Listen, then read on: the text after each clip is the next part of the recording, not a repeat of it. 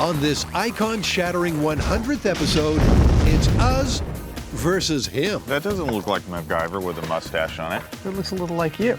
MythBusters takes on MacGyver in a quest for truth, justice, and a half-decent haircut. MacGyver's been MythBusters' soul brother since we started. The man who could surely build a particle accelerator from old underpants and chewing gum is finally being put to the test. We're restaging the stunts everyone took for granted back in the 80s. Like blowing a hole in a wall with just 1 gram of pure sodium. This is for love, money, and science.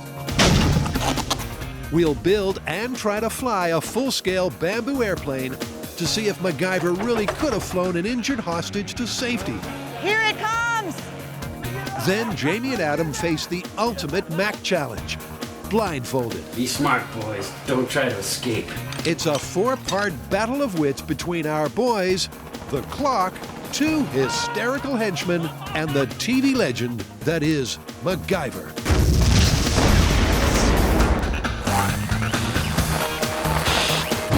Who are the MythBusters? Adam Savage. Smells like science. And Jamie Heineman. Mush. Between them, more than 30 years of special effects experience. Arise, my son. Joining them, Grant Imahara. Warning. Tory Belleci. This seems like a really stupid idea.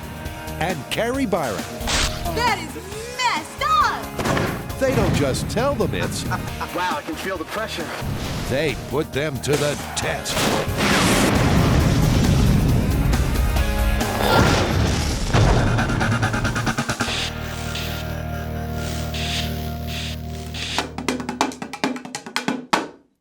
The moment is finally here. Indeed it is. It's the MythBusters MacGyver special. It's time to take the antics of one Angus MacGyver, place him under the MythBusters microscope, and separate fact from fiction. Are you ready? The fans begged for it, so we're doing it. Mac versus the MythBusters. He's one of the boys' all-time heroes. But there comes a time when the student must challenge the master.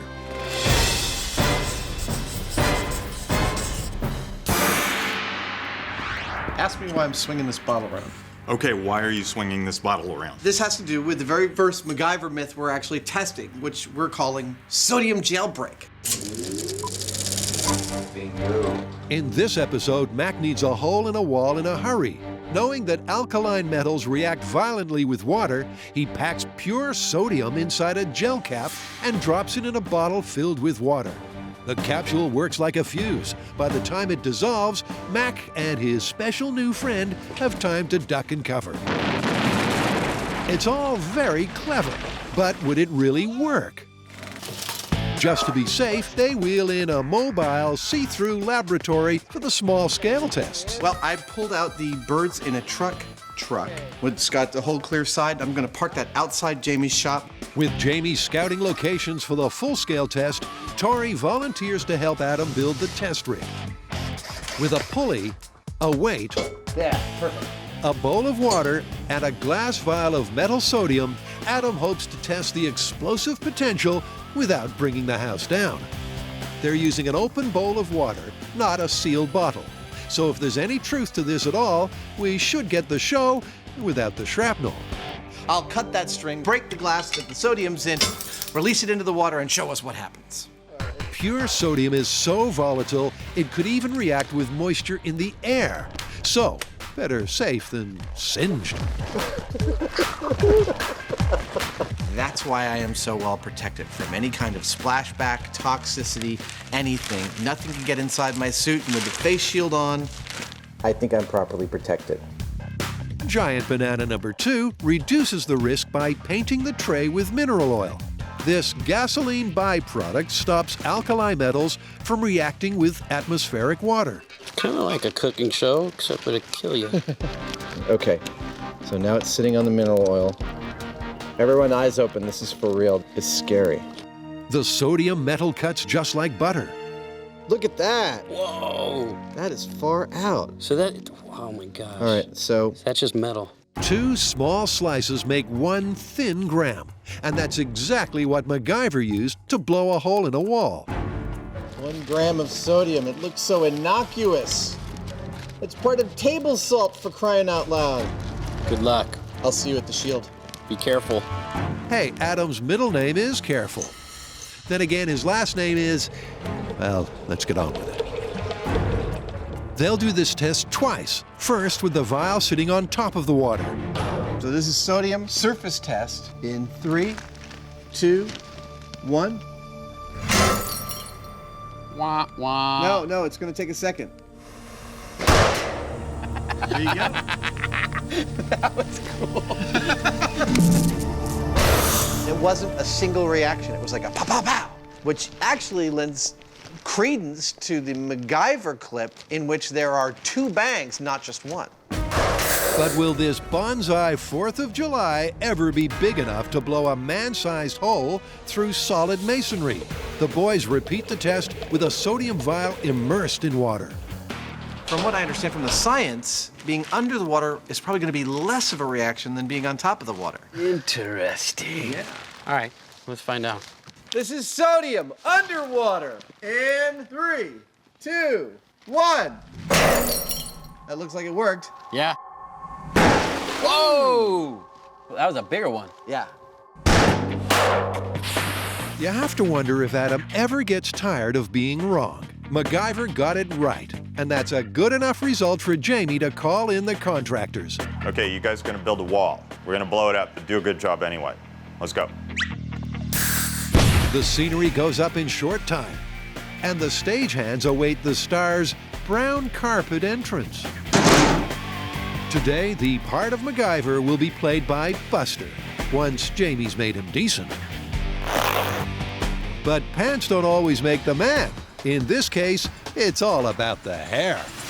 That doesn't look like MacGyver with a mustache on it. It looks a little like you. Okay. Now, he buried the jar in the sand, right? Yeah, but he kind of like, he did this, and then he did this. Okay. That kind of thing. So we just need a couple more bags that are cut open to make this look kind of good. They've replicated the scene as best they can, but Adam's added a magnet to the trigger, so the boys can be sure they're safe behind the blast screen. I put a little tiny bit of metal that will be in this pill in addition to the sodium. It's actually ferrous, which means it will be magnetized. I'll prep the sodium like this. I'll fill the bottle with water. When we're just about ready to go, I will carefully, ever so carefully, screw this down on top, retreat to behind the safety shield. Then pull the magnet off the screw cap, dropping the pill in the water, and hopefully proving you can trust everything you see on TV.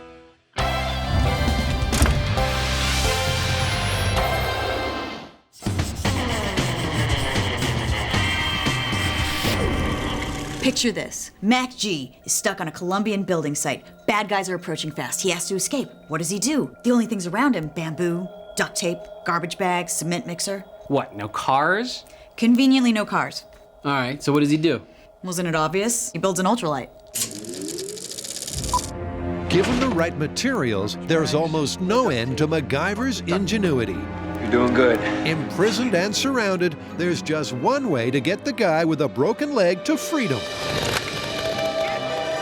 Scratch build a 2-man airplane.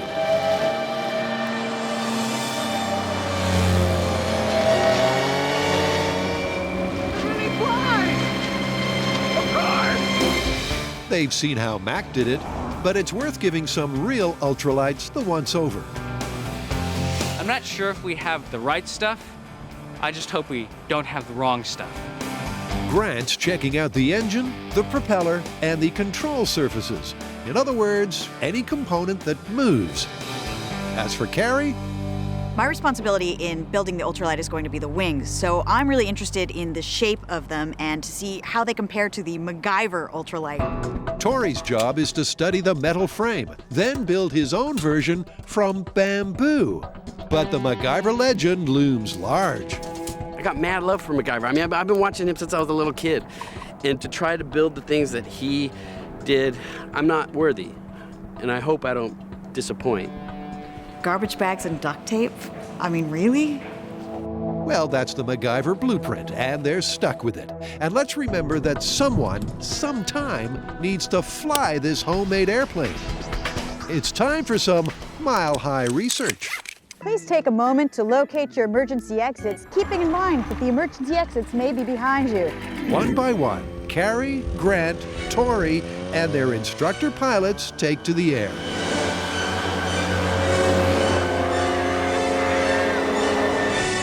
Even by MythBusters' lofty standards, this is the thrill of a lifetime.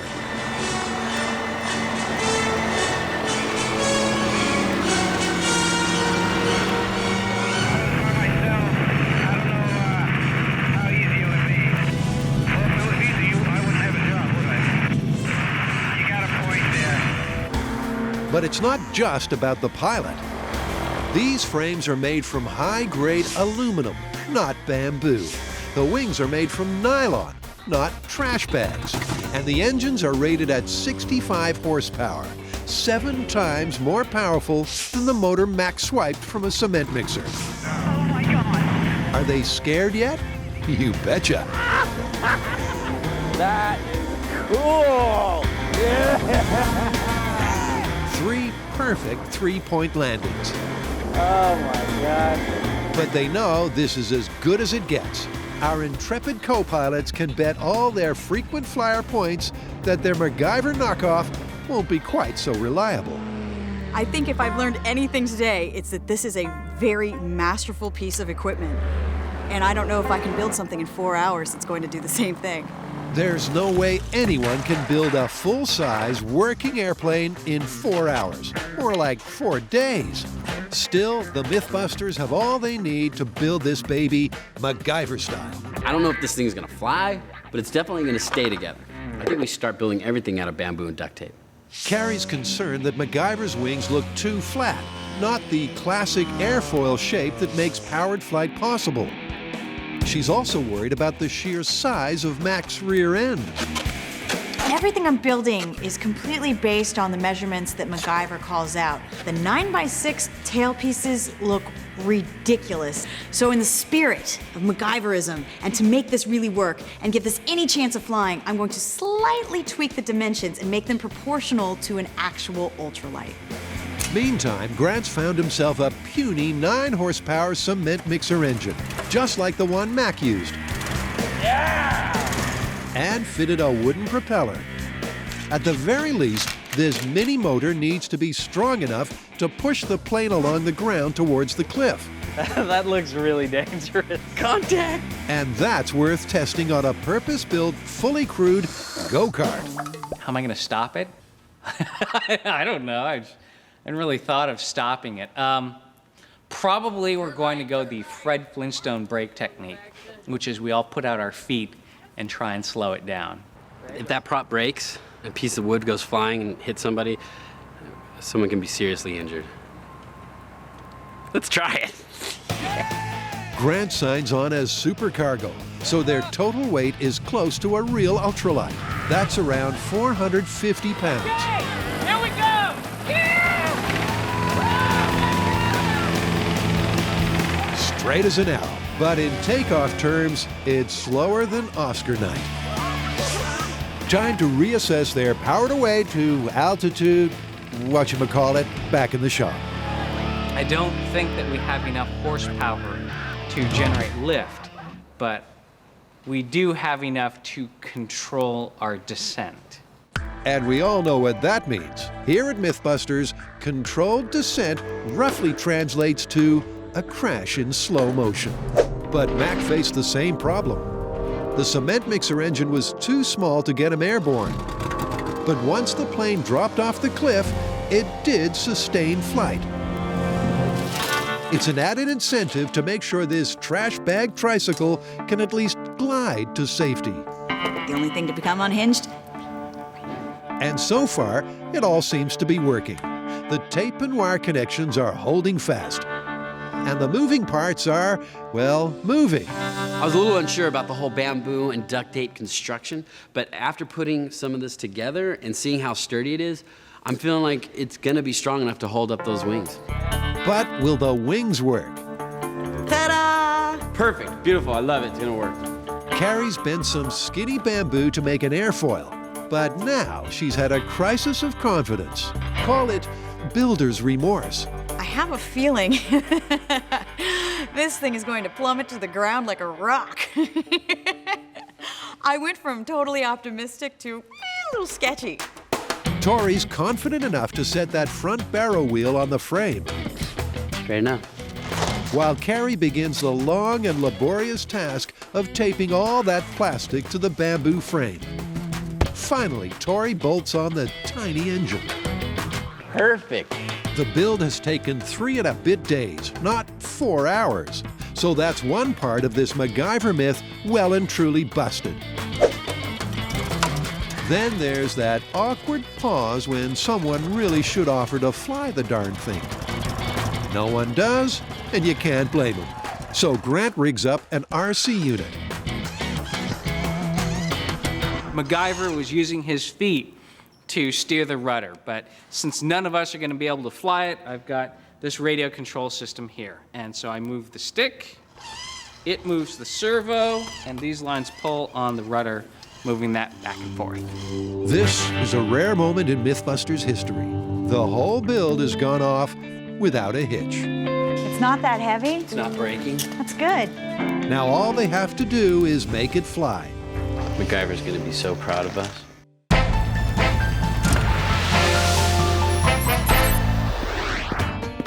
Adam and Jamie are testing an explosive MacGyver myth. That 1 gram of reactive sodium metal packed in a pill and dropped in water could blow through a wall. 3, 2, 1. They huddle behind the blast shield, waiting for that gel cap to dissolve so the sodium hits the H2O. In less than a minute, we should see something. 50 seconds. Should happen any second now. Isn't it always like this? 110. So what are we gonna do if it doesn't blow up? I say we, wait the requisite 20 minutes and then approach it very cautiously. After half an hour, there's nothing doing. Trying not to break your arm here. So Jamie rents out the latest in this season's line of bomb suits. Feel like I'm ready to go out clubbing. One small step for a man, one giant chance for Adam to sully the moment. It's not dissimilar from how Jamie was dressed when he first came to Earth. Odds are the reaction has occurred, but wasn't strong enough to break the bottle. Adam's already run some time trials to see just how long it takes a cap to dissolve in water. He filled this one with red pepper. What we found on the show is that one of the most dangerous things that can happen is nothing. And nothing is exactly what happened. We're at almost half an hour and my gel cap still has not dissolved. That's going to be a long time for us to wait out on the site. So I'm going to try a second bottle full of hot tap water. And that did the trick. Just 90 seconds later, catastrophic capsule failure. It's just about to fail. There it goes. They also used hot water on the bomb site, so surely Jamie's in no danger from a delayed reaction. Still, best policy is a quick prod with a hazmat-approved poking broom. It's not long before Adam gets the all clear. Well, it certainly looks like some reaction has happened, and I don't see any sodium, and we put it in there, so the reaction happened without breaking the bottle. Sadly, this is just what they predicted. We saw a reaction in the lab, and it looks good, but a lot of times a little smoke, a little pop, or a little poof is, it's more bark than bite. MacGyver's popularity and our kinship with him rests on him using what was at hand to do unconventional things. In this test, we replicated exactly what we saw in the MacGyver episode. Unfortunately for MacGyver, it doesn't seem to work in real life like it did in the show. Sorry, Mac, but 1 gram of pure sodium won't blow a hole through toilet paper. And we've still got a wall to destroy. So what are we doing? Well, we're going to try and blow another hole in the wall, except I'm going to use a lot more sodium and a much bigger pill. What, is that for a horse? It is, in fact, for a horse. Adam packs his horse pill with 100 grams of sodium metal. It's a lot of sodium. If there's any truth to the TV myth, this should settle things once and for all. It's a dangerous amount of sodium to put in water. So I'm expecting big things from this. Aren't we all? And 2, 1. hate this. Nothing's happening. 4.5 minutes later, the pill finally pops. The point of failure was, of course, the wheat. Whoa! 2 explosions. Still barely enough to uncap the bottle. Look, that's what's left of the gelatin capsule. That was an explosion, but this is not a high explosive. But Adam and Tory pre-tested another alkaline metal that's even more volatile than sodium. It's called potassium. And 3, 2, 1. Oh! Hey, that was a good one. Still going. Whoa! Yeah! That was the best one so far. Potassium definitely gives a bigger bang than sodium. So how can we resist a field test? And our plan is to introduce potassium, which is far more reactive than sodium, into water in a metal pipe. Boom! When we did the thing with the sodium, we used a chunk about the size of my thumb. This time we're going to be using a bunch of potassium, about this much. The metal pipe is sealed at the back, and it's got a lip up here. It's going to hold water up to this line. In the back here will be 2 jars, each glass, each filled with 250 grams of potassium. Up here in these pipes will be a weight. There'll be a pin here which will pull from behind the blast shield, dropping the weight onto the bottle, breaking it, releasing the potassium into the water, and directing all the energy out the front through our wall, hopefully. That's 500 grams of pure potassium. The Mac myth was 1 gram of less reactive sodium. Now he's pushing the mortar up against the wall so that the only place the energy can go is right at that wall. MacGyver never had it so good. This is for love, money, and science. 500 grams of potassium. 3, 2, 1. Wow! Well, that didn't make us wait. It's a great show, but the wall hasn't budged.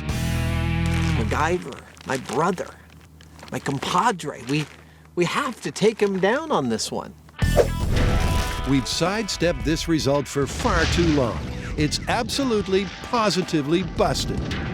But Jamie and Adam still have a wall to bring down. We came here to get a hole in the wall, and darn it, we're going to get a hole in the wall. When in doubt, C4. The great thing about working with JD is that when we said we want a hole in the wall, all he says is, how big? JB rolls out the wire and sets the charge. This is how you unbuild a wall. 3, 2, 1. Oh, that whole wall went away. I think the wall might be gone. Sorry about that.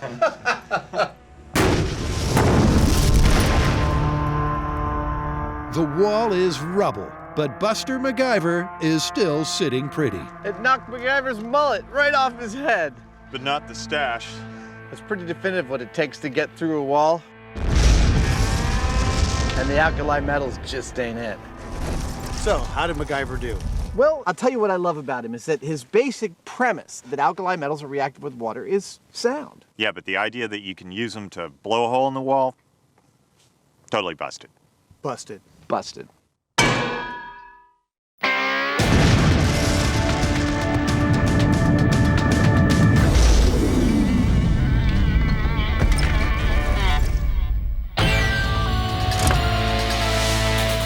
In this, our 100th episode, Tory, Carrie, and Grant have finished one of the great backyard builds of all time. They've made their own airplane. I'm not flying economy anymore. In tribute to kindred spirit Angus MacGyver. Now they need a place to launch it, and Tykert Aggregates has graciously supplied the runway and the cliff. This is a working quarry. A quarry that has one perfectly perilous 150-foot drop. I am elated. I cannot believe we found such a perfect location. A flat road to a sheer drop-off, just like in the MacGyver clip. So excited to finally do this myth. This is my new favorite myth to do. The plane was too big to transport home, so they'll piece it together on site. This is gonna be fun! Carrie and Tory have sensibly offered their rides to a pair of rookies. There we go. But as they start attaching those 2 massive wings, cracks are starting to show. Every once in a while, I hear like this loud crack. With the added weight of the wings, some of the bamboo rods start splitting down the middle. This is catastrophe in the making. The longer we have the wings on here with all of this stress, the more cracking we're having. This needs to go off a cliff very, very, very soon. In a desperate effort to staunch the split, they fit guy wires above and below to support the wings. What I think is going to happen is we're going to lower the wings, and they're going to stay where they're at right now, and this thing's going to fly. That's what I'm hoping for. It's an engineering principle that goes way back to the Wright brothers. Now, for the moment of truth. 3, 2, 1. Hey! They're staying where they're supposed to stay. It's not cracking, and they're holding the wings up. I think That looks done good. So they're almost ready to push this thing off a cliff as high as a 15-story building. MacGyver would be proud as punch. Welcome to MythBusters. We are proud to say that we have a 100% crash rate. I'm sure you remember brace position. I'm scarred for life. Then we had jet taxi, where a small aircraft got blown by 747 engine 100 feet down a runway end over end. This might be the first MythBusters safe landing. Or it might not. Okay, we all know that history is often more instructive than inspirational. And that prompts Grant to one last try. Where are the seatbelts? With Carrie and Tory as human ballast, he'll test the engine one more time. Grant checks his remote responses. MacGyver to tower. Are we free for takeoff? Clear prop. Ooh, we're gonna die. Hold on tight. This could be really good or really, really bad. It's highly unlikely they'll take off, but they are ready to roll. We're moving! We're moving! It's working! 12 seconds later, Grant cuts the engine. It's a total success. You did it! We weren't going fast enough to get lift. Yeah. But if we get going fast enough to get off that cliff, we might actually get flight. Oh my God! We MacGyvered it! We MacGyvered it! They sure did. Now Buster and his partner in pain get taped into the cockpit. Ah, there we go. Nice. All right. We're just minutes away from the launch. Hopes are high, but predictions are predictably mixed. I actually think there is a fair chance that we'll be able to get some sort of sustained flight. I think this thing is going to go down the runway, get to the edge of the cliff, go off, but I'm afraid it's just going to fall flat and crash. I have gone back and forth between it's gonna fly and it's not gonna fly. That's a definite maybe from Carrie, and a fair assessment of their chances.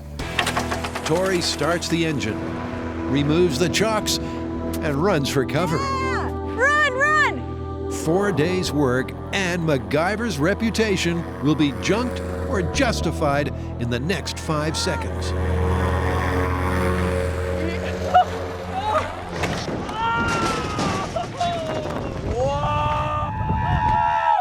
That was sick! It almost had flight! It went like this. Oh, just wasn't fast enough. You know what, though? That did way better than I thought it was going to do. It actually kind of glided down till it crashed. If that's a glide, I'd hate to see a plummet. There was just enough power to keep the 3 wheels airborne, but the tail looked more like a vertical plow. On a brighter note, Mac's passenger would have forgotten all about his broken leg. I think MacGyver and his bamboo ultralight is busted. Sadly, but true. Busted. Now who's gonna go get all that stuff? Well, you make the mess, you clean it up.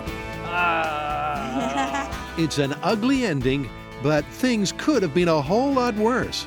There were times when they all considered flying the plane themselves. Good news, I found the black box. It says we crashed. But Carrie's determined to serve this disaster sunny side up. The wings didn't fall apart. The frame basically stayed together. All of the elements worked. It's just it wasn't meant to fly. So true and so busted.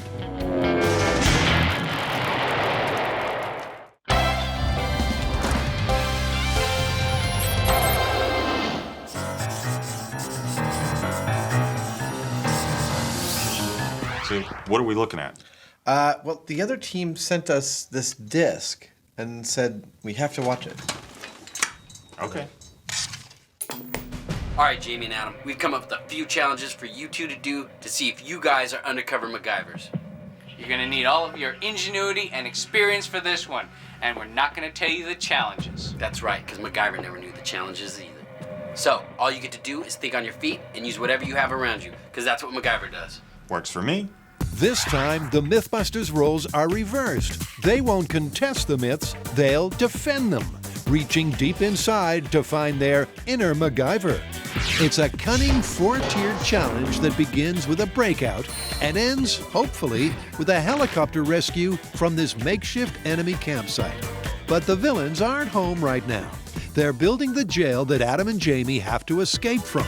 Now, I voted for the island with the volcano in the middle, but apparently that was too expensive. No kidding. But this two-room prefab prison is very MacGyver. Now you can have your own evil lair in a matter of hours with our instant evil lair kit. It's so easy. And the first challenge is to get from room 1 to room 2. Now, what MacGyver did was smash the light bulbs and use the filaments to pick the lock. He did it in 52 seconds. We're giving the boys 1 hour. The only thing I know at this point is that we're going to be put in some sort of a situation that we've got to figure out and deal with. That's it. I know absolutely zilch about what we're about to encounter. All right, let's go, you spies. We got you. Out here, the people are real, the problems are real, and so is the contraband. Make sure they're not hiding any tools. All right, what's he got up on the side? He's got a whole metal workshop down here. Oh my gosh, this guy's got freaking everything. He's got a fish tank. Look at this. Who do you think you are, Rambo? Well, you can't blame a guy for trying. Look at that! Look at that! Then again, maybe you can blame a guy for trying. I'm gonna have to touch the beret.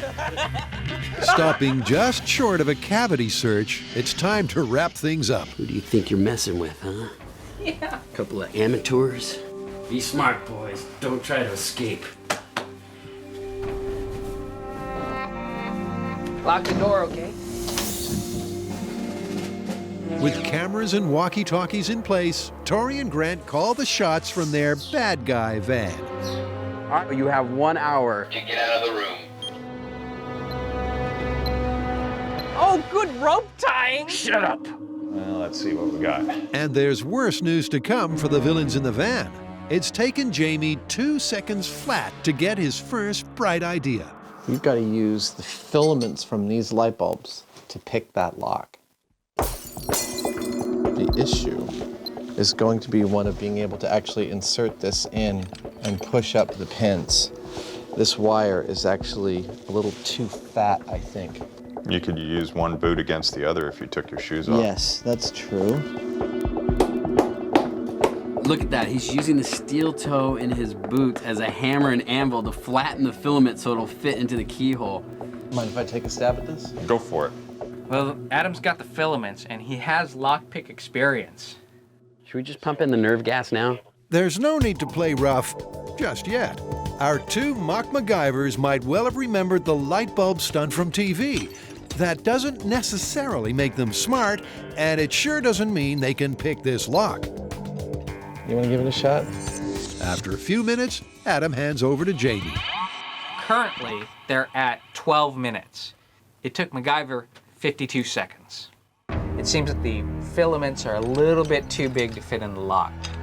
Starting to get into the psychology of this lock. And this is one deeply troubled doorknob. The doctors talk tactics. Any of these tumblers have to go up or down, right? Everything has to go up. It's just a matter of how much. Oh, okay. They swap again, hoping Adam's misspent youth might finally prove an asset. I like that they're tag teaming. When one gets tired, then the other one picks up. But time is fast running out. 10 minutes left. Tell you what, if I get it to turn, I'm kicking the door down. But it looks like Adam can afford to spare those steel caps. I got it. No way. That's a successful pick. Let's hope I'm turning it in the right direction.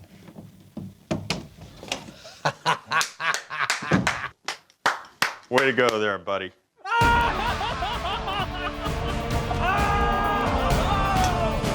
Challenge number 1, no challenge at all. I gotta say, I am suffering right now from the sin of pride. I taught myself how to pick locks when I was 17, and the key turned out to be Jamie mentioning that I could use my 2 steel toes of my boots as a hammer. And there's a nice bit of symmetry between Mac's efforts and the MythBusters. MacGyver did it in 52 seconds. Adam did it in 52 minutes. The difference is that MacGyver is fictional and Adam is real. That's amazing. Is this another one we have to break out of? Now the second test, they have to develop a roll of film with directions to the camp with only orange juice and ammonia. Are they gonna be able to do that? I highly doubt it. That's because there's so much more in this pretend pantry than just OJ and ammonia. The boys have to choose 2 common kitchen liquids that also work as film developers and fixers. They're welcome to drink the rest. That was out all night. How good's your film chemistry? Well, I see there's baking soda over there. We got some basic chemicals. We got something that's acidic. Look, he's going for the orange juice. We got ammonia. Yes, there's ammonia. Oh, he's already got the ammonia! And you know what? We're gonna need a dark room. And Garbage bags. Garbage bags ought to do that. Oh, that was easy. Why don't we just give him a dark room? Because that would also be far too expensive and not nearly as much fun. The question is, what's the chemistry of developing film? Now, here's a moment you'll want to savor. Turns out Adam once had a job as a film processor. I've used film chemicals. He knows they'll need acids and bases, but he can't recall which one is the developer. Are they alkaline? No, they're acidic, because you have to wear rubber gloves to develop film. Well, alkaline would cause that reaction as well. Oh, really? Yeah. Their first best guess is a bath in baking soda with a water rinse. All right, I've got the film. It's in my hand. I don't know that you're going to be able to tear that, are you? Actually, when I was a film projectionist, I believe you can. Hold on. Yep. Yes, you heard right. Adam also worked as a projectionist. And a fat lot of good that's All doing. right, I'm dipping it into the solution now, and I'm moving it around inside the baking soda slurry. Wish I remembered high school chemistry. Oh, there's a phrase you'd never hear from MacGyver. And he'd probably give the film more than 2 minutes to develop. Is that just the leader, or? Yeah, it is, but I mean, I should be getting something off of it, and I'm not. The next solution is giving a few frames of film the old double dip. First ammonia, then baking soda. They haven't even considered the wine, the coffee, or the OJ. Jamie has opted to stir the ammonia with his finger. Well, his hand is synthetic. This strange brew is also a dead loss. Nothing. No reaction. I don't see any secret plans.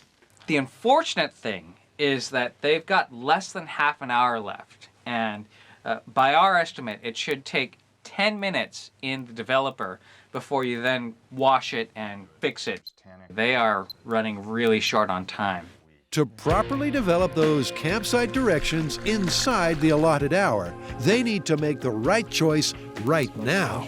Adam digs deep to remember details from the old days. There was a couple of chemical baths, and then you rinsed the thing off in water. I don't remember what the chemical baths were, but I believe it was a 3-step process. 1 bath and a 2nd bath, then the rinse. Did they just figure that out? Dang it! How do they know? Well, maybe they don't. With 12 minutes remaining, Adam and Jamie cut the film roll in 2, soaking 1 half in ammonia and the other in orange juice. We're running out of time, so we're hedging our bets. We've got half the film in an acid, we've got half the film in a base. Time is almost up, so they'll dunk each roll of film in the alternate bowl to arrest any possible development. So now I'm going to pull the film from one and put it in the other, and vice versa. The OJ to ammonia shuffle might work, so long as they don't let the light in too soon. All right, you want to pour some water in 2 of those coffee cups for me? Go. We got nothings. Nothings. They can't just wash it in water. All right, you guys. It's been an hour and you haven't done it. I'm sorry, but you failed. At least they're having fun.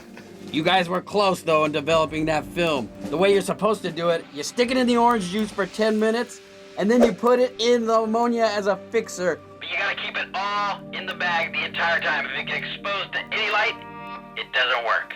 Oh, the one thing that we didn't try. Adam knows that ultimate success all depends on just where your head's at, or at least what's in it. The problem with me is that I know all the lyrics from every song from the 70s, and there's no more room in here.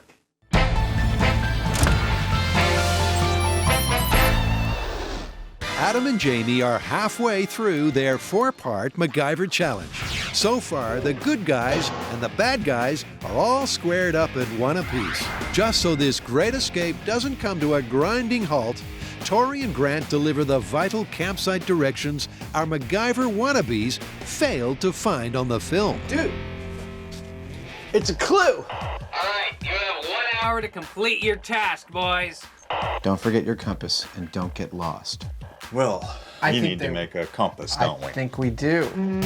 Right on, Jamie. And the first thing you need to make a compass is a magnetized piece of metal. Adam wastes no time building an electromagnet from batteries, tape, and insulated wire. Jamie has taken apart the cheese grater, and Adam's using that to shave off the insulation.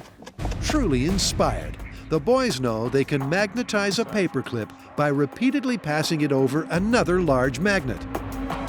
They're acting like they've done this before. They might have. I think they may have. I think this is all you have to do to magnetize it. I'm pretty sure it'll work. Ooh, that's starting to heat up. Oh, Let right, her yeah, chill because down I'm for a little. short-circuiting. Oh, wow. Damn it! That's a very good sign. Once the clip is stuck in a cork and floated in water, it should point magnetic north. And it does. Nice. We were able to wrap wire around the screw and attach it to the batteries, and when you do that with electricity, run it through a wire that's wrapped around an iron or metal core, you get a magnet. And that puppy pointed north, really nice and true.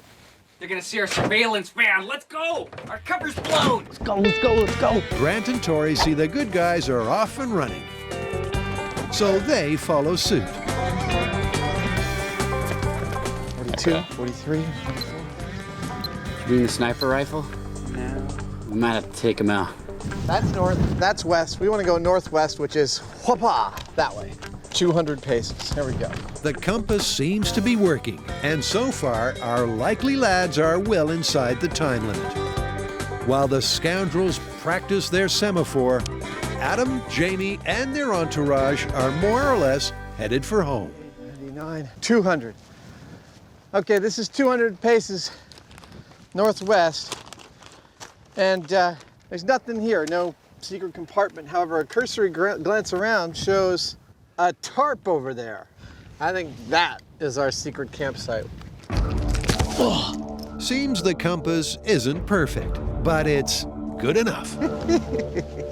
We found the secret campsite with a mechanical compass we made ourselves. It's hard to miss a blue tent in a green field. So in less than 30 minutes, it's 2-1 to the MacGyver good guys. Congratulations, you guys. You made the compass. And you found our campsite. You completed test number 3. Awesome. And now it's on to test number 4. There's no way they're gonna pass this last one.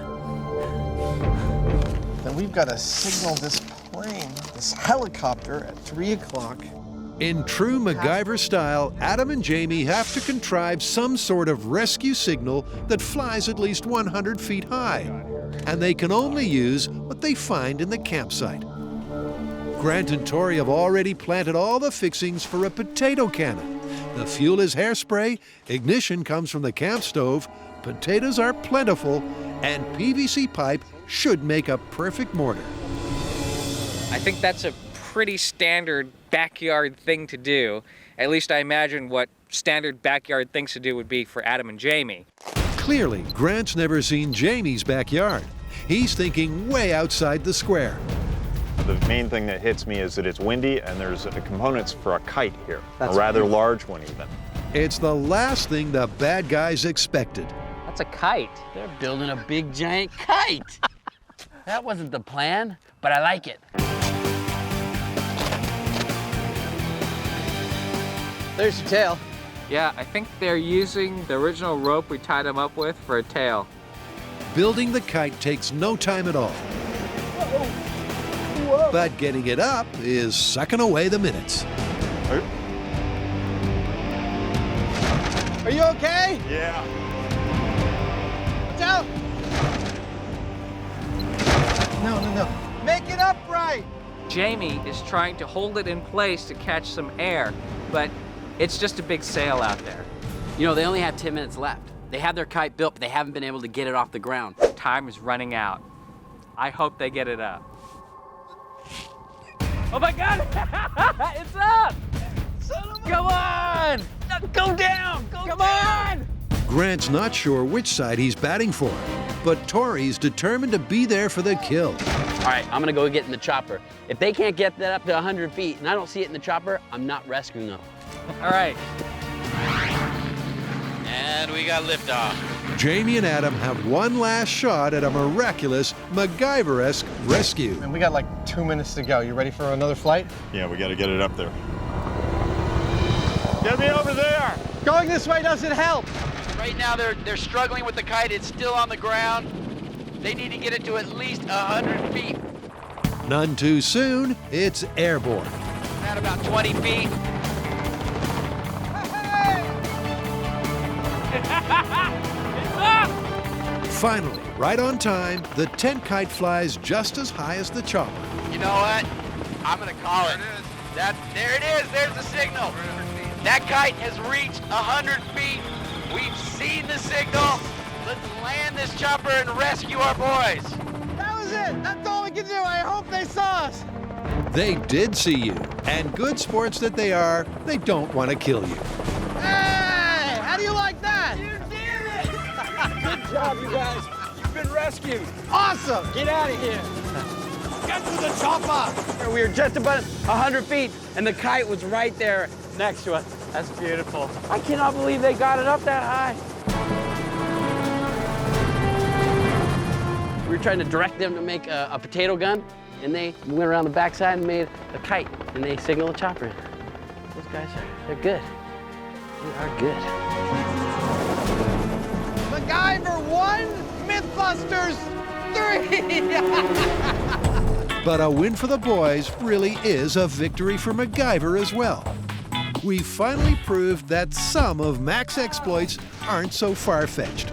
And for once, in this, our 100th episode, we can safely say you can try this at home. Just be real careful with the helicopter.